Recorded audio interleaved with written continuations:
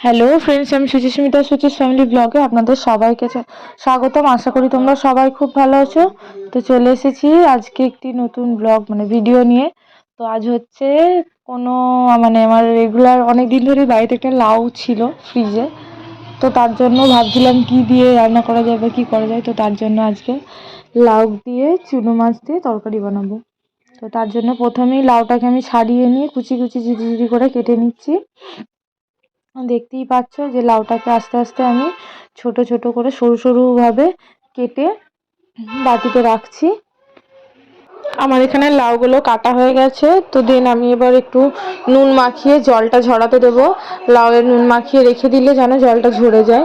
তো তার জন্য আমি লাউটা কেটে একটু নুন মাখিয়ে জলটা ঝরাতে দিয়ে দেবো। দেখো ভালো করে নুনটা মাখিয়ে নিচ্ছে, ওখানে বেশ ভালোভাবে নুনটা মাখাতে পারছিলাম না। তো তার জন্য আমি এইভাবে একটু নাড়িয়ে চাড়িয়ে কোনো মতে নুনটা মাখিয়ে নিলাম। তো নুন মাখিয়ে এবার একটু পেতেতে ঢেলে নিলাম যাতে জলটা একদম সুন্দরভাবে গামলার মধ্যে পড়ে যায়। তো তার জন্য প্রথমে আমি জলটা ঝরিয়ে নিলাম। আর এদিকে আমার মাছগুলো বেছে রাখা আছে, বেছে ধুয়ে রাখা আছে। তো মাছগুলোতেও আমি নুন হলুদ মাখিয়ে নিলাম। আর কড়াইয়ে তেল গরম হতে দিয়েছি।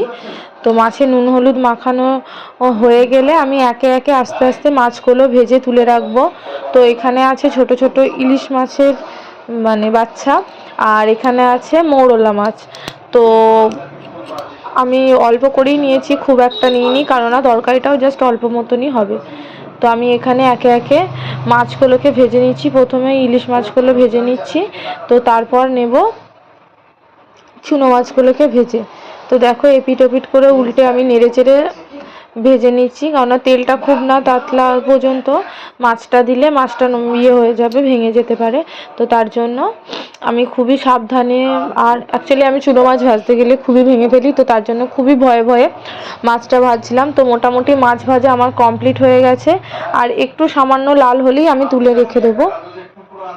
তো মাছ ভাজা হয়ে গেলে কড়াইয়ে তেল দিয়ে তাতে জিরে, তেজপাতা, গোটা গরম মশলা, শুকনো লঙ্কা আমি ফোড়নে দিয়ে এবার কয়েকটা আলু টুকরো টুকরো করে কাটা ছিল ছোট ছোট করে, তো আলু কটা দিয়ে দেবো ভাজতে। তো আলু কটা দেওয়া হলে আমি এদিকে আদা বাটা, জিরে গুঁড়ো, ধনে গুঁড়ো একসাথে দিয়ে মশলাটা কিছুটা নাড়িয়ে চাড়িয়ে কষিয়ে নেব আলুটার সাথে। তো দেন এবার আস্তে আস্তে আমার জল ঝরানো নুন মাখিয়ে রাখা লাউটাতে অনেকটা জল ঝরে গেছে। তো আমি লাউটাকে প্রথমে একটু চিপে নিয়েছিলাম, যেটা তোমাদেরকে দেখায়নি। তো লাউটা আমি এবার আস্তে আস্তে কড়াইয়ে দেবো, আর আস্তে আস্তে নাড়তে থাকবো। কড়াইয়ে দেওয়া হয়ে গেলে আমি ওই লাউটাকে মোটামুটি সিদ্ধ হতে দেবো, যতক্ষণ না পর্যন্ত লাউ আলু দুটোই সিদ্ধ হয়। তো তোমাদের যদি পছন্দ ইচ্ছা হয় আলু দিতেও পারো, না দিতেও পারো, আলুটা অপশনাল। তো আমি এখন মোটামুটি তরকারিটা নেড়ে ছেড়ে নিয়েছি। তো সব সিদ্ধও হয়ে গেছে। এদিকে আলুটাও আমি একটু দেখে নিলাম কেটে কেমন সিদ্ধ হয়েছে। মোটামুটি আলুটাও সিদ্ধ হয়ে গেছে, লাউটাও একদম সিদ্ধ হয়ে সুন্দর গলে গেছে। তো নামানোর আগে এবার আমি চুনো মাছগুলোকে দিয়ে একটু নেড়ে চেড়ে 2-3 মিনিট মতন রেখে আস্তে আস্তে নামিয়ে নেব এবং গরম ভাতের সাথে সুন্দর করে পরিবেশন করব। তো আমার তো খুব ভালো লেগেছে, তোমরাও একদিন ট্রাই করে দেখতে পারো, তোমাদেরও কেমন লাগে।